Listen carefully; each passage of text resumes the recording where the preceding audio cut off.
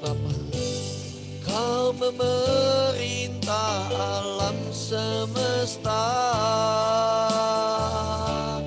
kuasa-Mu atas segalanya. Aku percaya Kau Maha Kuasa. Ku serahkan segenap hidupku dalam kasih kuasa-Mu. Tidak ada yang mustahil bagimu. Sekali lagi katakan, tahta-Mu kekal. Ajaib Engkau Bapa. Tahta-Mu kekal ya Bapa, tegak berdiri.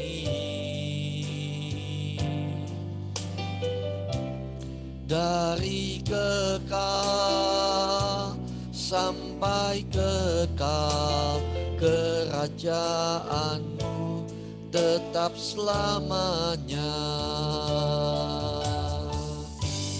Kau tak berubah ya Bapa, Kau tetap sama.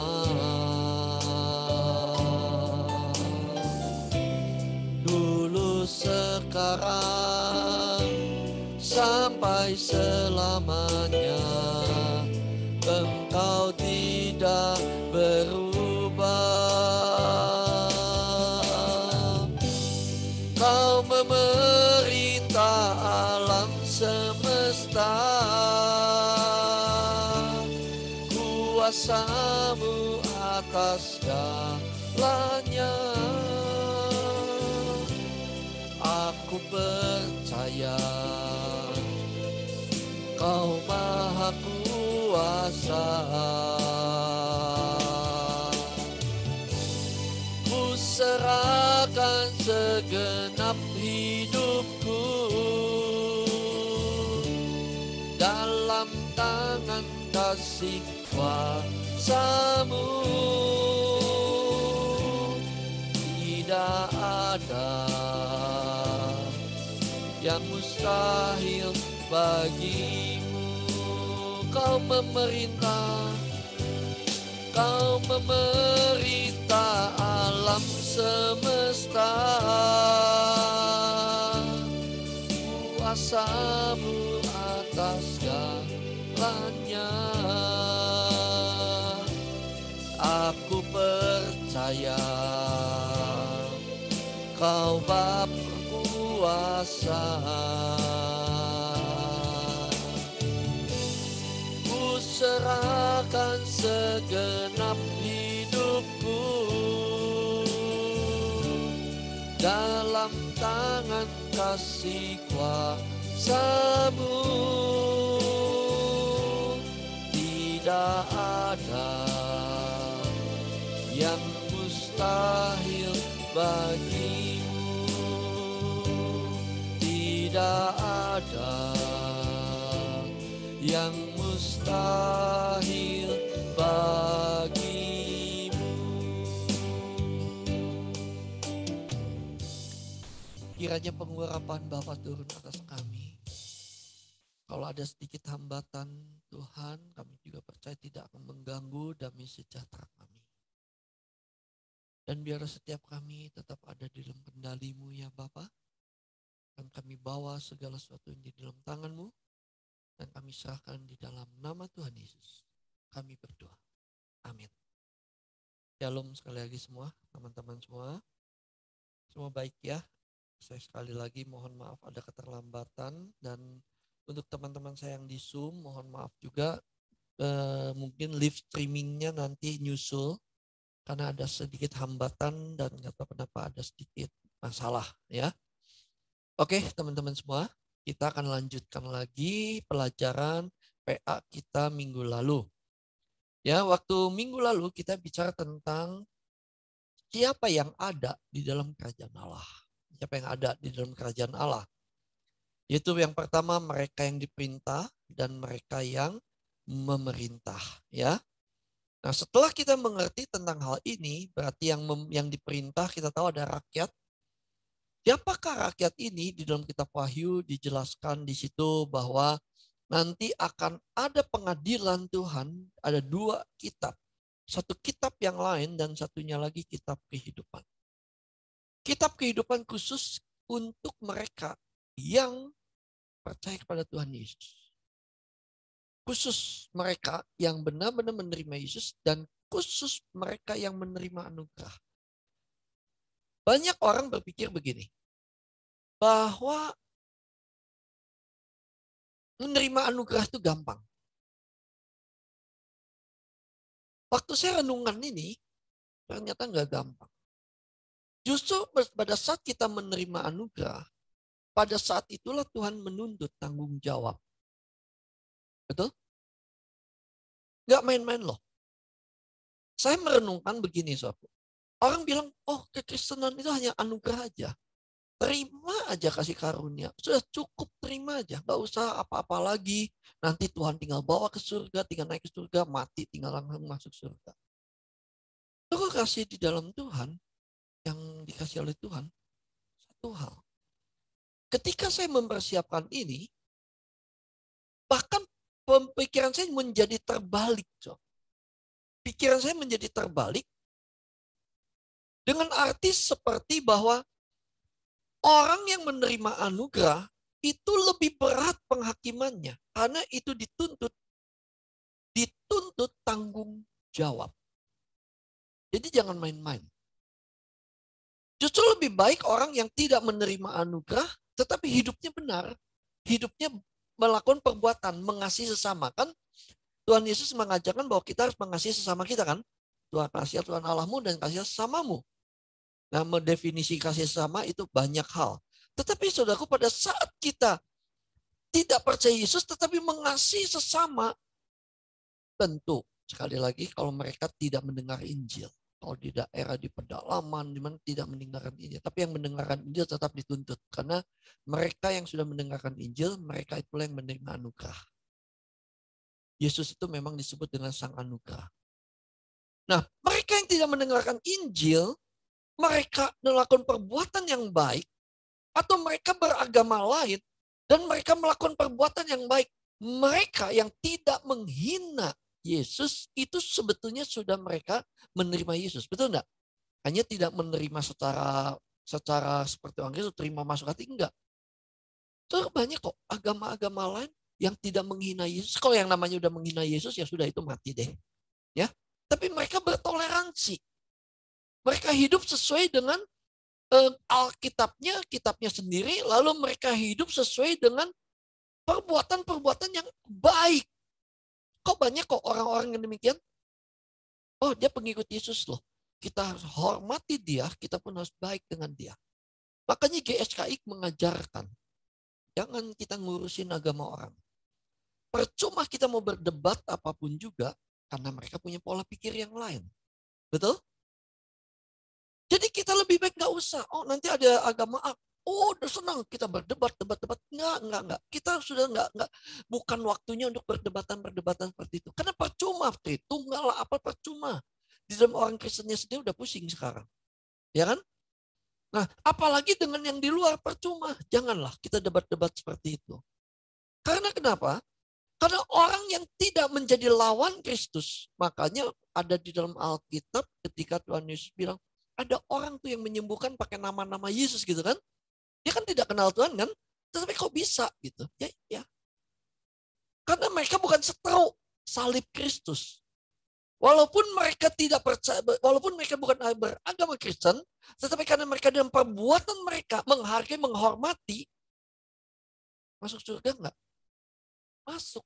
Itu yang diperintah. Nah, khusus saya akan bicara hari ini, memang akan terus bicara yang di kitab kehidupan ini, teman-teman. Jadi jangan berpikir ya, orang yang sudah percaya Yesus, menerima anugerah, lalu dengan mudahnya lalu berkata, mati, ya sudah dapat tiket langsung masuk. Enggak. Jangan berpikir seperti itu. Karena kenapa? Karena sekali lagi orang yang menerima anugerah atau orang yang menerima kasih karunia, justru orang itu memiliki tanggung jawab. Dan tanggung jawab itu besar. Pak, bagaimana kalau sudah menerima anugerah, tapi tidak melakukan tanggung jawab? Sudah, sorry to say, langsung meluncur ke neraka. Maaf. Nggak bisa, soalku nggak bisa. Oleh sebab itu, Alkitab jelas katakan, di dalam kekristenan itu adalah jalan hidup. Jalan hidup itu apa? Jalan hidup itu menjadi serupa dengan Kristus. Nah, jalan hidup itu adalah bagaimana kita menjalani kekristenan, menerima anugerah itu, lalu kita menjalaninya itu, saudaraku, dan semakin hari harus semakin serupa dengan Kristus. Kenapa? Nah, pertanyaannya kenapa? Pak, kenapa sih ke dalam kekristenan harus menjadi serupa Kristus? Apakah Allah itu iseng? Apakah Tuhan itu iseng? Berkata gini, kamu harus menjadi serupa Kristus. Iseng. Standarnya Allah itu standarnya jelas. Sama seperti Kristus hidup. Sama seperti itu Yesus hidup. Itu jelas. Tetapi yang menjadi masalah kan kadang-kala kita nggak ngerti. Kenapa? Ya nggak? Saya sih seringkali bertanya-tanya begitu, saudaraku. Kalau Tuhan Yesus bisa dalam Alkitab berkata A, Bapak berkata B, Bapak berkata A, Tuhan Yesus juga berkata A, lalu Alkitab kalau disatukan, di dalam satu kesatuan selalu mengucuk pada A, saya bertanya, why? Kenapa? Nah, ini yang masalah penantian saya hampir 8 tahun. Sejak saya keluar penggembalaan di kota Cirebon 2011, saya berpikir begini, Kejadian 1 ayat 26 itu apa ya? Saya nggak mau, nggak puas. Allah menciptakan manusia serupa dengan gambar Allah kan? Nggak mau. Ini saya sudah jelaskan beberapa minggu yang lalu tentang kodrat dosa dan kodrat ilah. Termasuk ini, kalau Allah menginginkan kita mencapai standar, maka dia ada kitab kehidupan di dalam Wahyu itu, di kitab kehidupan ini. Memang di situ ada perbuatannya juga, masing-masing ada perbuatannya di dalam kehidupan ini. Tetapi perbuatan yang dilakukan oleh kitab lain dan perbuatan yang dilakukan di dalam kitab kehidupan yang kita sudah menerima anugerah itu sangat berbeda. Ya, sangat berbeda. Kalau sama ya nggak bisa gitu kan. Berat mana Pak? Ya berat kita yang sudah menerima anugerah. Kalau seandainya saya begini nih, saya memberikan kepercayaan misalnya kepada saya menerima kepercayaan, misalnya saya dikasih gedung, dikasih kepercayaan. Saya punya tanggung jawab dong merawat gedung. Betul nggak? Beda kalau saya nih, gedung ini saya beli dengan kekuatan saya sendiri semua, ya sudah, tanggung jawab saya terserah mau hancur gedung, mau kotor ini gedung, mau jadi apa gedung, hak saya kan. Nah, keselamatan yang Tuhan berikan juga kepada kita itu anugerah. Berbeda kalau keselamatan itu memang kita raih sendiri dan itu tidak mungkin. Karena yang bisa memberikan keselamatan jalan satu-satunya adalah Kristus. Amin. Ini udah pasti, tidak ada jalan yang lain.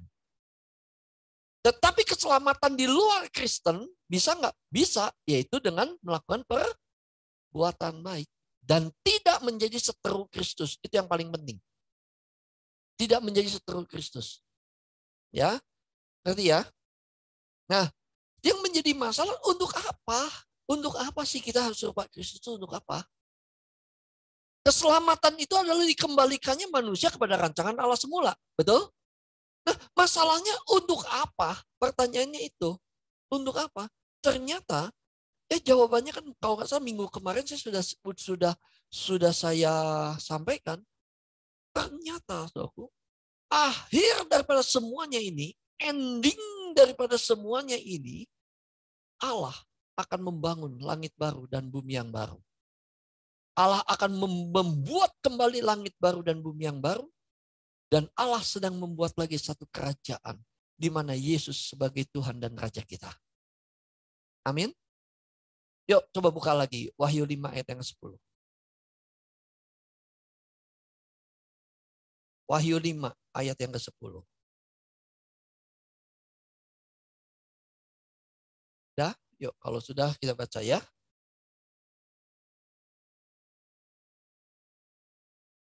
Sudah? Ada yang mau, Pak Pirang udah ketemu? Belum? Wahyu 5 ayat yang ke-10. Susah. Ya, oke, saya akan bacakan ya biar cepat. Dan engkau telah membuat mereka itu siapa? Orang-orang kudus. Menjadi satu kerajaan dan imam-imam bagi Allah kita. Dan mereka akan memerintah sebagai raja di bumi. Ini bukan bicara tentang bumi yang sekarang. Ini bicara tentang nanti kelak langit baru dan bumi yang baru. Jadi pada saat Allah di sini, saudaraku, memiliki satu tujuan yang jelas supaya yang manusia-manusia yang sudah jatuh ke dalam dosa dan Allah mengirim putra tunggalnya Tuhan Yesus, saudaraku, untuk supaya kita dikembalikan pada rancangan Allah semula. Itu bukan hanya sekedar iseng. Bukan iseng. Tetapi benar-benar supaya ada pemerintahan di dalam langit baru dan bumi yang baru. Amin. Tujuannya apa pemerintahan ini? Tujuannya adalah untuk menghancurkan langit dan bumi yang ada sekarang ini. Dan menghukum si jahat, iblis. Tujuannya itu.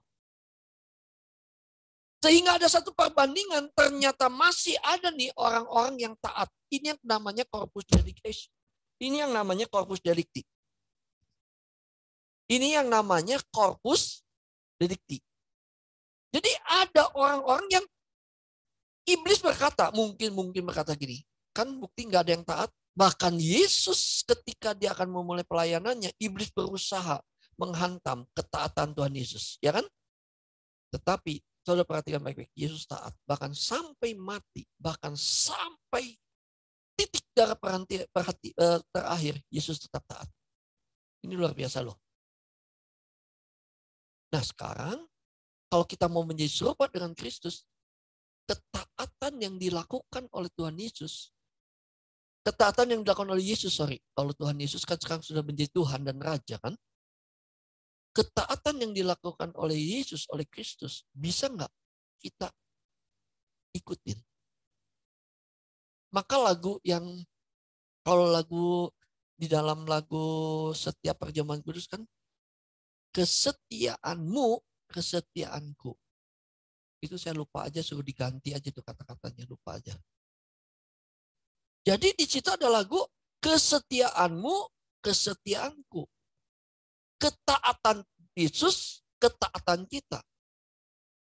Yesus mau taat sampai mati, kita pun harus taat sampai mati.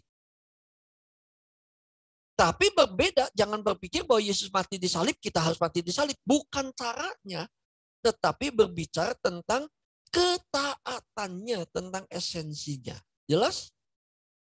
Jadi tujuannya apa? Menjadi satu kerajaan, dan kita itu akan menjadi raja bersama dengan Yesus. Di sini disebut apa? Raja kecil, raja besar. Coba saya tampilkan lagi. Raja kecil, raja besar. Raja kecil. Jadi istilahnya hulu balang Kristus ini. Kalau kita mengerti tentang hal ini, jadi jelas tujuannya, jelas segala apa yang kita lakukan, enteng di kekristenan itu suatu kita mau berjuang dan apa yang dikatakan kita tidak mencintai dunia, lalu kita mau mengosongkan diri, lalu kita mau menjadi seperti Kristus, serupa dengan Kristus itu jelas. Kalau segala sesuatu buat saya pribadi nggak jelas, saya nggak mau ikut-ikutan. Bukan hanya sekedar untuk hura-hura menjadi seperti Yesus. Oh iya, tapi jelas untuk apanya saya nggak ngerti gitu. Coba bukan yuk sekali lagi yuk. Wahyu 20 ayat 4 sampai 6. Saya terpaksa sedikit mengulang lagi deh, nggak apa-apa.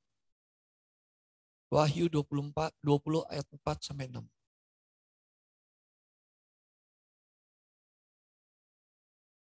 Wahyu 20 ayat 4 sampai 6. Yuk baca 2-3.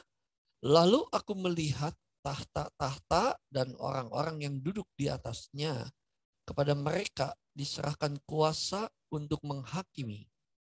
Aku juga melihat jiwa-jiwa mereka yang telah dipenggal kepalanya karena kesaksian tentang Yesus dan karena firman Allah. yang tidak menyembah binatang itu dan patungnya, dan tidak juga menerima tandanya pada dahi dan tangan mereka.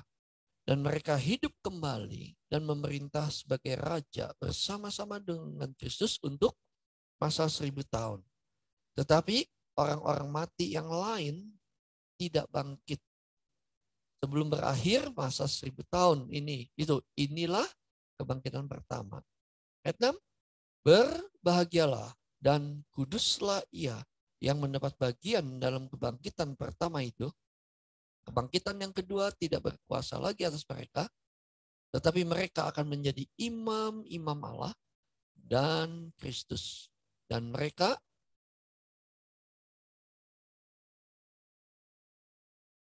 saudaraku, tolong perhatikan baik-baik. Ini perlu panjang juga, tapi saya nggak akan fokusnya ke sini karena nanti akan menyimpang.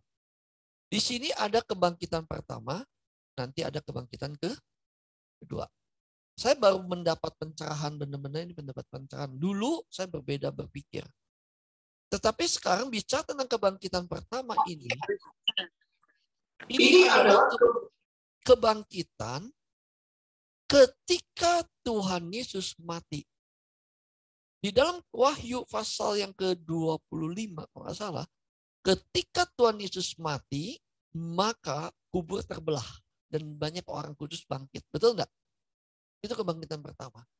Jadi kitab Wahyu itu bukan hanya melihat yang ke depan, saudaraku. Ini tolong jangan salah persepsi. Ternyata kitab Wahyu juga menulis yang sudah terjadi juga sudah. Ketika dikatakan angka 666 itu jumlah bilangan itu, sebetulnya karena orang Yahudi itu, tulisan-tulisan Yahudi itu selalu ada angka-angkanya dan ada jumlahnya. Dan itu sudah digenapi pada saat Nero. Sudah digenapi pada saat Nero. Sudah digenapi juga pada saat Hitler. Ya. Nah, lalu apa sih maksud daripada 1000 tahun?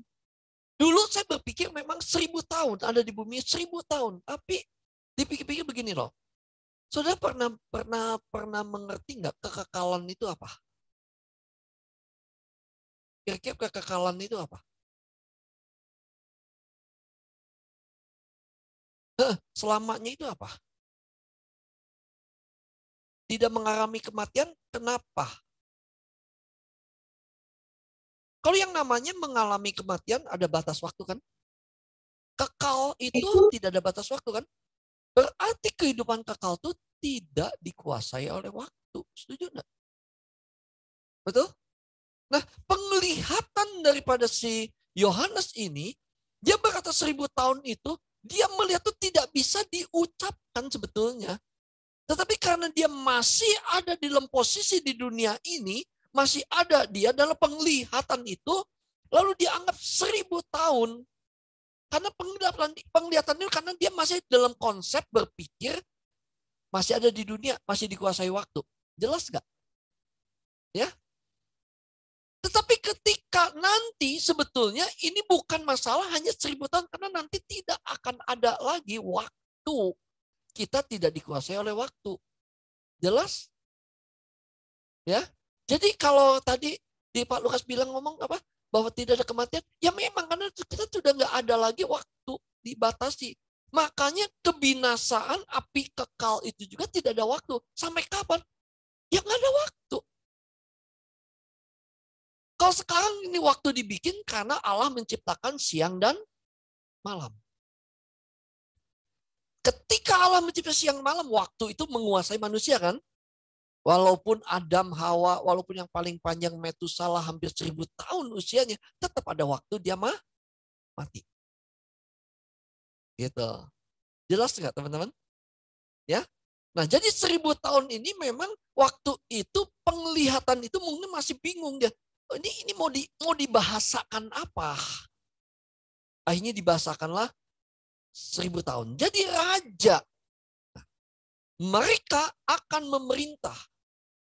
Nah, saudara perhatikan baik-baik di dalam Wahyu 20 ayat yang keempat tadi. Dikatakan, aku melihat jiwa-jiwa mereka yang telah dipenggal kepalanya. Artinya mereka yang siap menderita untuk Tuhan. Betul enggak? Kenapa? Karena kita tuh hidup di dalam dua dimensi. Sekarang ini. Kita ya, yang lain sih gak tahu. Pertama dimensi di dalam kerajaan dunia ini. Yang kedua dimensi di dalam kerajaan Allah. Kerajaan Allah masih tetap ada di muka bumi ini.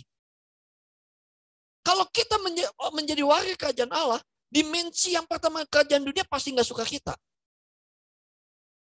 Ya kan?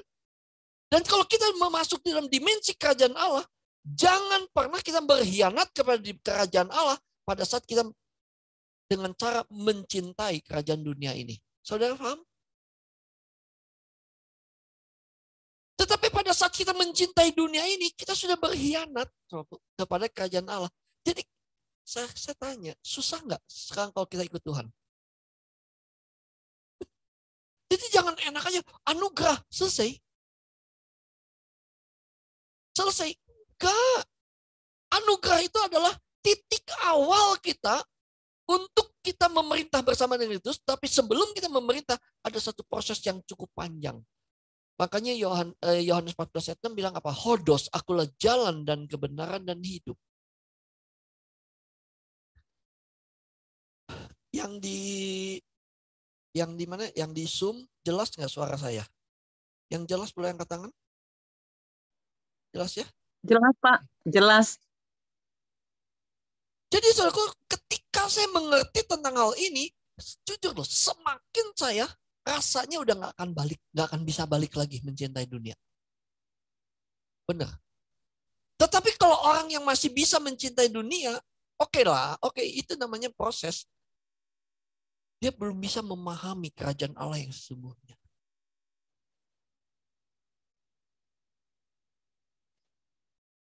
Kita tidak bisa berdiri di dua kaki dalam kerajaan ini, nggak bisa.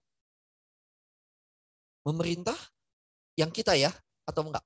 Udah itu. Kalau yang lain ya masa bodoh. Tapi bisa nggak Pak orang Kristen diperintah? Ya mungkin bisa aja lah. Bisa kalau dia berbuat baik, tetapi dia tidak mau diproses, tapi tetap dia berbuat baik. Coba Daniel. Nah ini kitab Daniel ini luar biasa juga, so. Daniel 7. Daniel 7 ayat 9 dan 22. Daniel 7 ayat 9 dan 22. Saya tuh sekarang bersyukur punya teman-teman yang luar biasa nih. Yang menopang saya tuh. Oke, Daniel 7 ayat 9 dulu. Yuk. Sudah? Daniel 7 ayat 9. Ya, yuk baca ya. 23. Sementara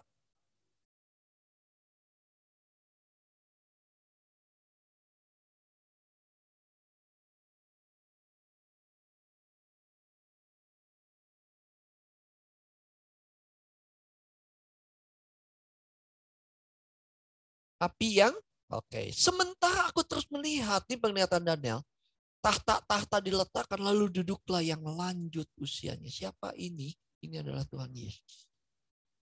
Pakaiannya putih seperti salju, rambutnya bersih seperti bulu domba, kursinya dari nyala api dan roda-rodanya dari api yang berkobar-kobar. Ini contoh ya. Daniel tidak bisa membayangkan. Maka rambutnya bersih seperti bulu domba. Apakah rambutnya bulu domba? Kan enggak. Betul enggak? Lalu pakainya putih seperti salju. Kan bukan salju gitu kan. Nah seperti saudara ya.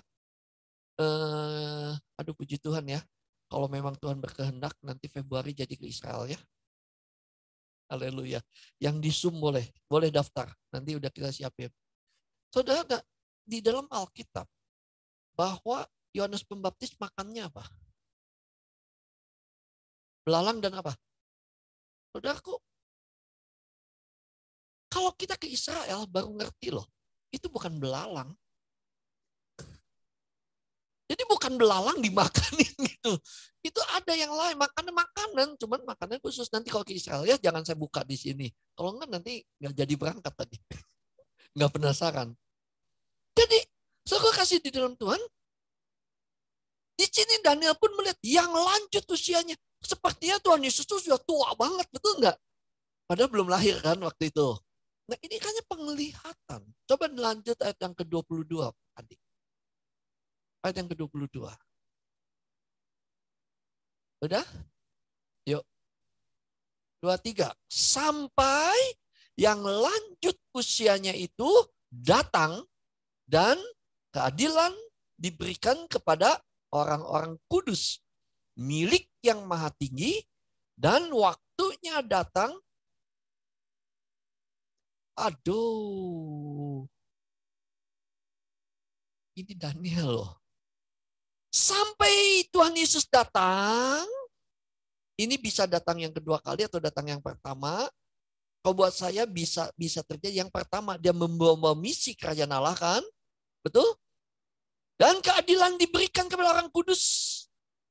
Ketika Yesus datang, siapa yang mau ikut aku? Ayo, itu menjadi milik Kristus, betul? Setelah itu waktunya akan datang orang-orang kudus, orang-orang yang milik Tuhan itu akan apa? Saudara, saya mau tanya, kalau kita mengerti tentang ini, kita bertambah semangat gak ikut Tuhan sebetulnya? Kita disakiti oleh orang-orang, kira-kira kita akan tanggapi nggak kalau kita tahu endingnya ini? Gak akan kan? Kalau buat saya, let's bygone be bygone. Selesai. Lu mau sakitin satu gue apa, mau apa? Terserah. Yang penting apa? Gue punya tujuan. Aku akan memerintah bersama dengan Tuhan. Pak Era selalu ngomong begini, dan itu mengena dengan kepada saya. Dia bilang, miliki ambisius untuk kita berkenan di hadapan Tuhan.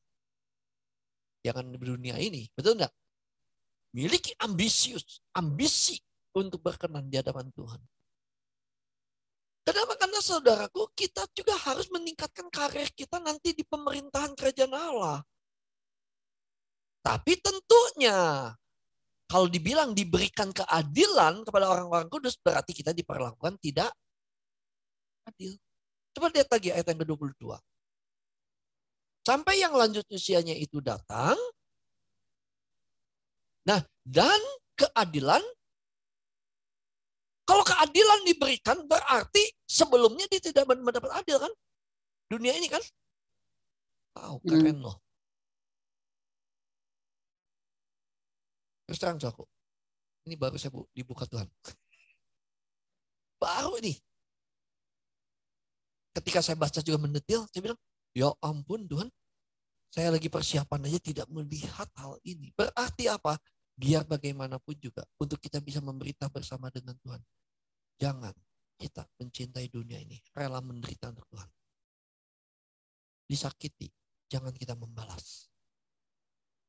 Tadi sebelum kita mulai, Pak Eras Kota ya, bagus banget kan? Kita benar-benar suatu udah nggak waktunya lagi sekarang ngurusin dunia ini. Tapi boleh nggak kita menikmati dalam arti apa dulu? Kalau kita ada makanan, ya kita nikmatin nggak apa-apa, betul nggak? Tapi kalau nikmatin keindahan dunia sehingga kita menjadi jatuh cinta kepada dunia dan kita lupa warga negara kita sebetulnya warga negara kerajaan Allah, maka itu sudah menjadi pengkhianatan. Pada saat raja kita berkata A, raja dunia berkata B, dan kita tunduk kepada perkataan raja dunia ini, kita sudah mengkhianat. Kita sudah yang namanya menjadi pemberontak. Pada saat kita merasa bahwa kita lebih hebat, kita sudah mau mencoba mengkudeta Allah. Seperti iblis mau mengkudeta Allah. 2 Timotius 2, ayat 11-12.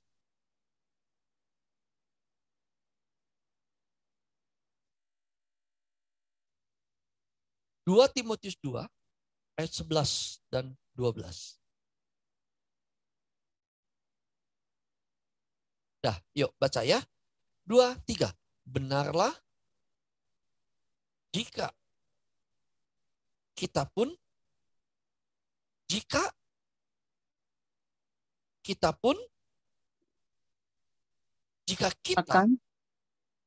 dia pun akan ikut memerintah dengan dia.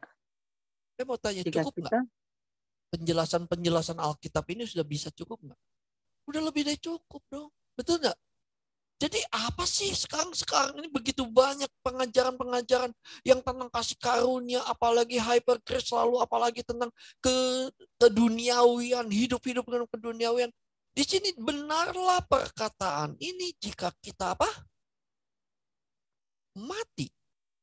Artinya daging kita harus mati. Yesus pun dagingnya mati, kan, betul nggak? Kita pun akan hidup oleh Dia. Jika kita bertekun. Nah, saya mau bertanya, kalau kata bertekun itu apa sih? Kalau kita lagi keadaan senang, apa perlu bertekun nggak?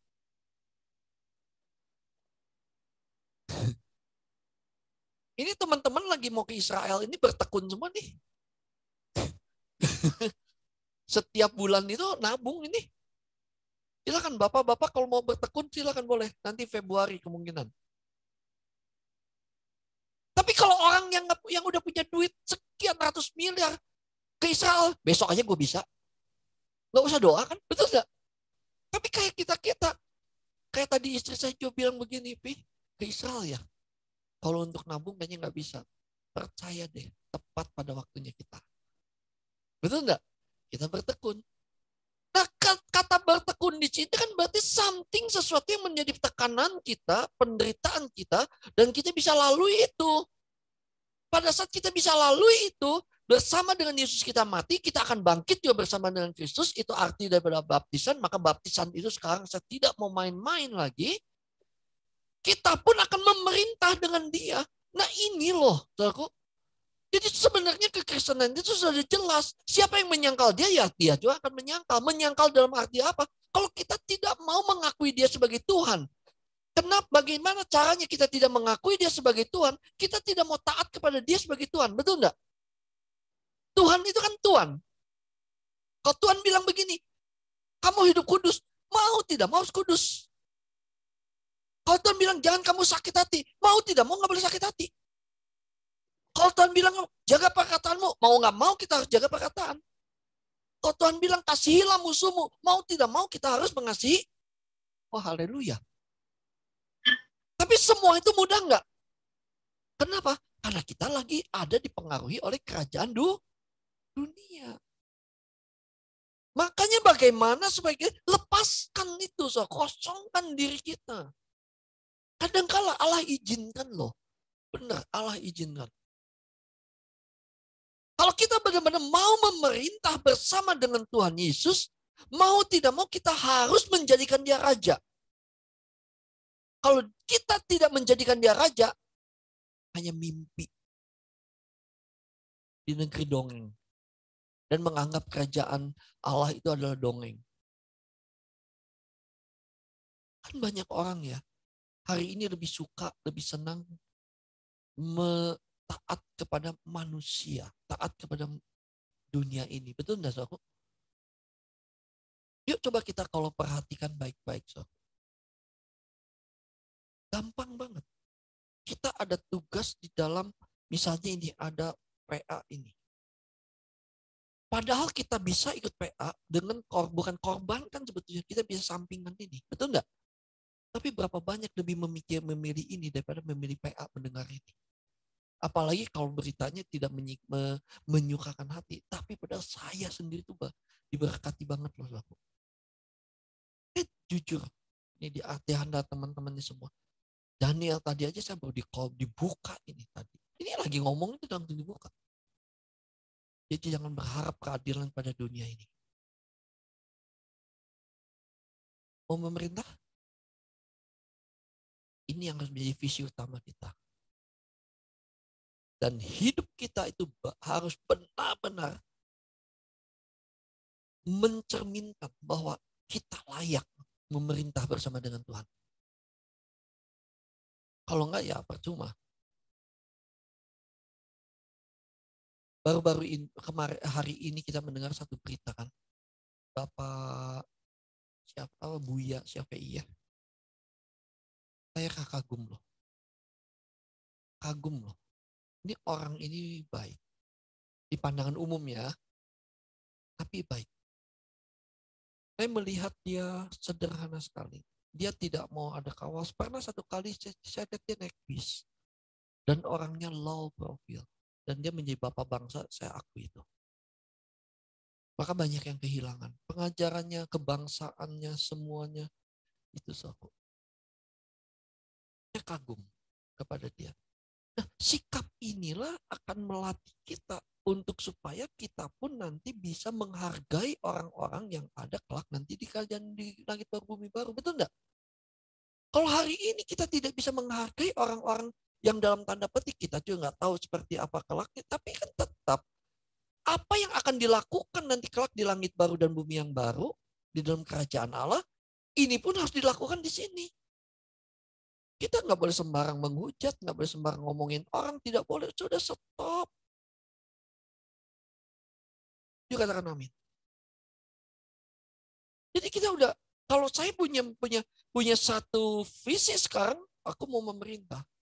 Dan pada saat saya mau memerintah, saya harus hidup lebih baik dan saya harus hidup seperti layaknya seorang yang akan memerintah. Berarti saya memiliki istilahnya gini loh. Kalau seorang pejabat itu kan harus memiliki sikap yang baik. Betul nggak? Hari ini saya baru dapat berita tadi.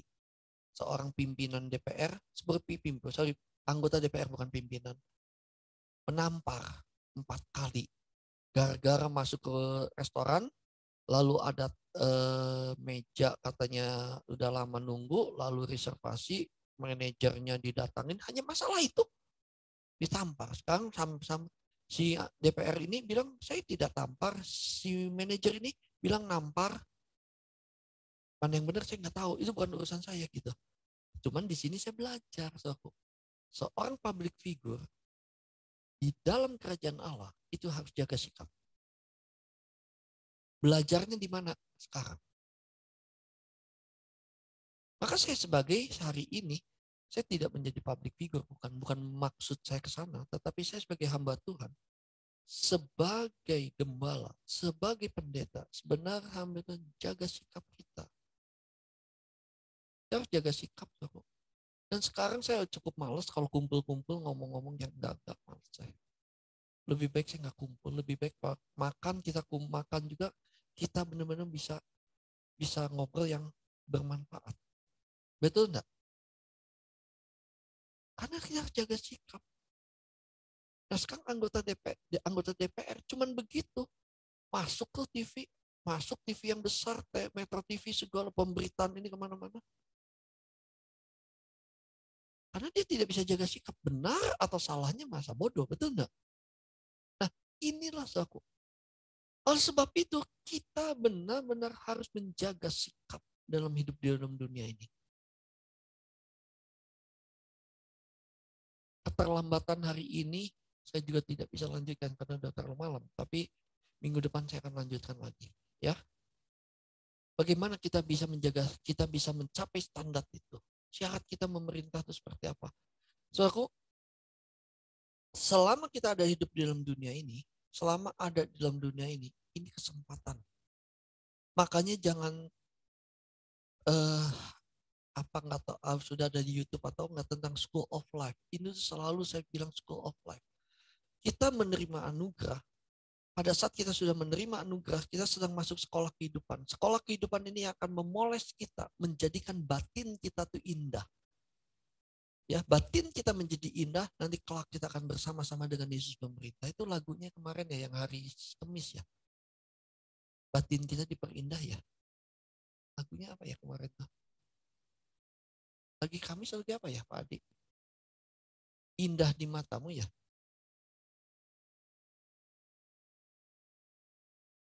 Hari Kamis yang indah di matamu. Tuhan, ku mau indah di matamu dan mulia dalam pandanganmu. Di singkatnya hari hidup ini, kau hias batinku. Nah sakit nggak? Ayo batin dirias sama Tuhan. Jangan pikir nggak sakit loh. Ya, saya pernah aku lagi mau merit tahun 88. Yang cowoknya juga di muka dirawat. Aku lagi mau menikah tahun 88.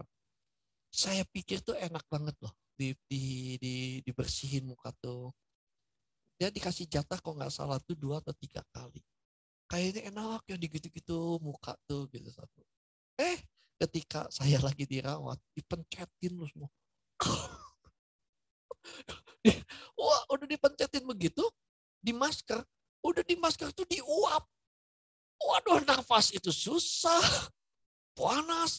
Sampai bilang, sampai kapan ini? Belum Pak, belum Pak. Nah, kita tuh batin kita dihiasi seperti itu loh. Hermawan, ada sombongnya.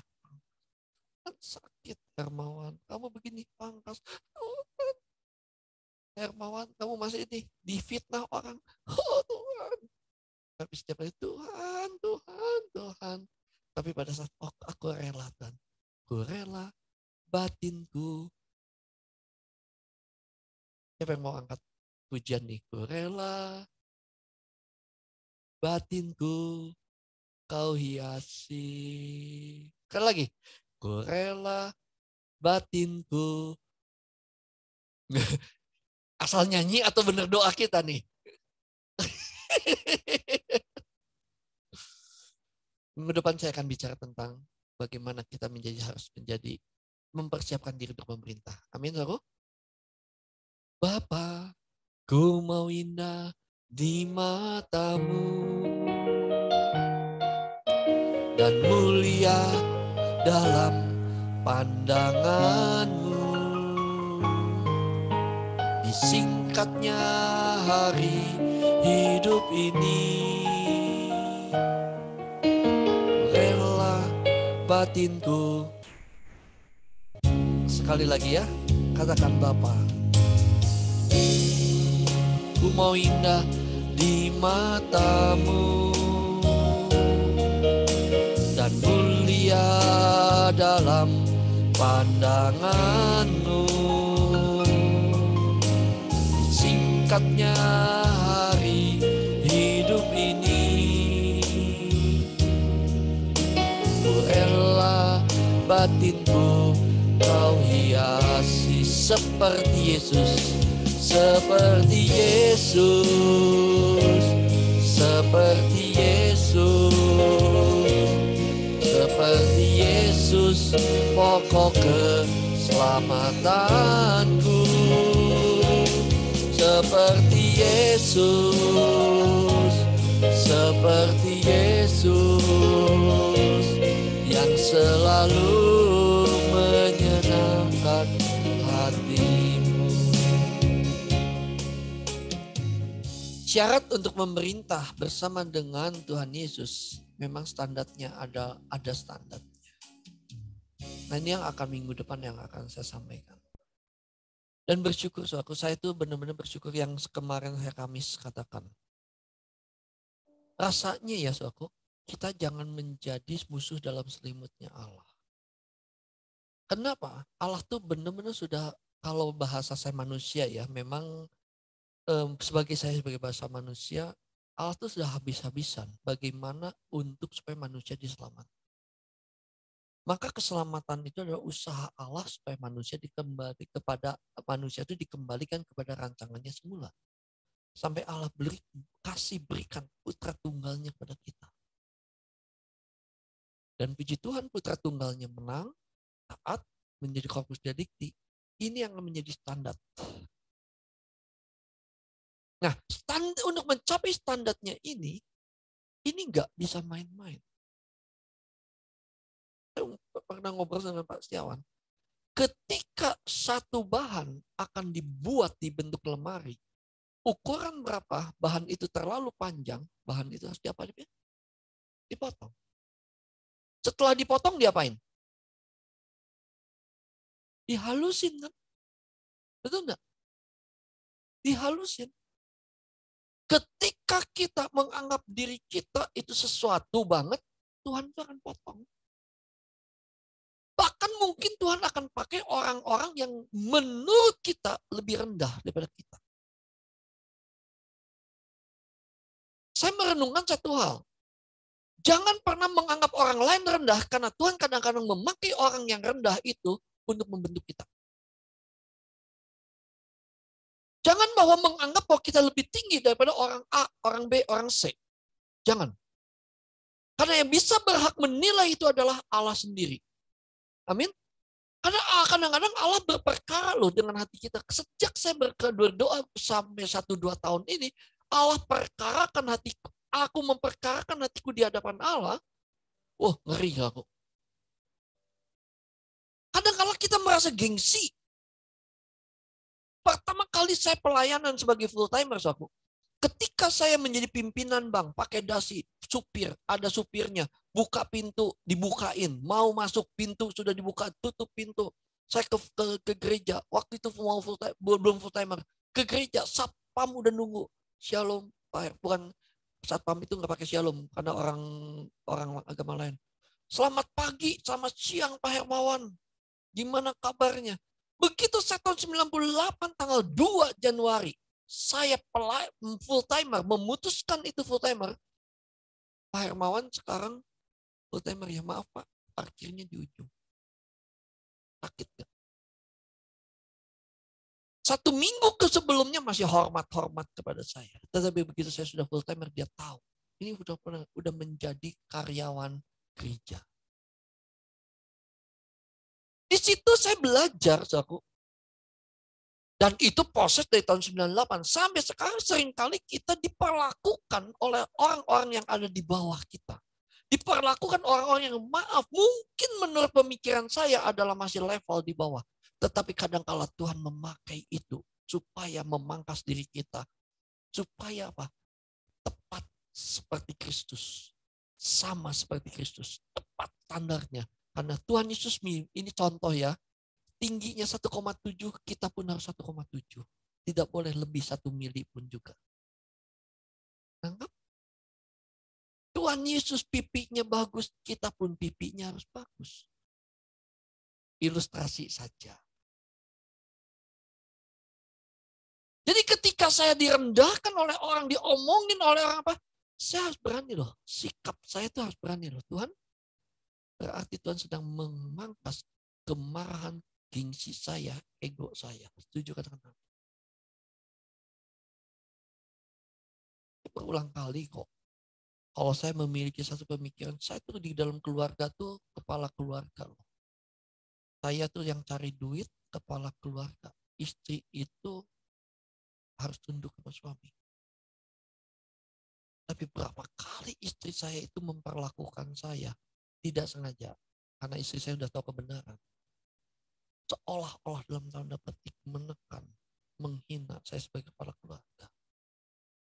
Tapi sejak saat saya mengerti ini, Tuhan terima kasih. Dan istri saya ngerti banget. Udah tahu kebenaran, tapi kadang-kala Tuhan pakai. Betul enggak? Apalagi yang tidak tahu kebenaran, itu lebih menyakitkan tuh. Buat saya. Buat saya lebih menyakitkan pasti. Jadi, suatu kasih di dalam Tuhan, mau nggak kita memerintah bersama dengan Tuhan? Capai standar itu. Capai standar itu. Karena standar yang ditetapkan oleh Allah itu nggak mungkin. Siapa bilang? Siapa bilang nggak mungkin? Mungkin. Oke, teman-teman. Ada pertanyaan? Yang di Zoom juga ada pertanyaan, boleh? Yang di sini ada pertanyaan? Silakan bebas. Jelas nggak? Jelas ya, saya hari ini jadi diberkati loh. Bener, hari ini saya diberkati banget. Agak stres tadinya. Ini belum nggak bisa live streaming nih. Atau saya nggak lupa bener saya bawa laptop saya. Saya pikir bisa, nggak tahu mungkin nanti di set di situ ya, mungkin tadi. Itu kan udah saya akun Pak saya kan.